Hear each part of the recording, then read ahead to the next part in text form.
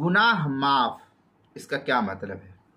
چنانچہ حضرت ابو ہریرہ رضی اللہ تعالیٰ عنہ سے روایت ہے کہ رسول اللہ صلی اللہ علیہ وسلم نے ارشاد فرمایا، جس نے ایمان کے ساتھ اور ثواب کا یقین رکھتے ہوئے رمضان کے روزے رکھے، اس کے پچھلے صغیرہ گناہ معاف کر دیے جائیں گے، اور جس نے رمضان کی راتوں میں ایمان کے ساتھ ثواب کا یقین رکھتے ہوئے قیام یعنی تراویح جو نوافل تھی، سنت تراویح جس کو کہتے تراویح یعنی نوافل پڑھے،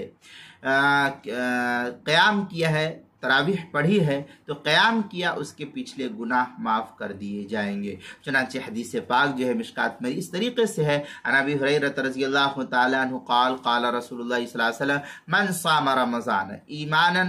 احتسابا غفر له ما تقدم من ذنبه ومن قام رمضان ایمانا، اس طریقے کے الفاظ جو ہے مشکات المصابیح صفحہ نمبر 173 کتاب الصوم الفصل الاول جو قدیمی کتب خانہ کراچی پاکستان کا چھپا ہوا نسخہ ہے اس کے اندر۔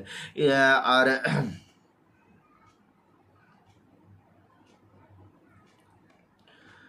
روزے کے مسائل کا انسائکلوپیڈیا، اس کے حروف تہجی گاف، عنوان ہے گناہ معاف، صفحہ نمبر 171 پر اس کو نقل کیا گیا ہے۔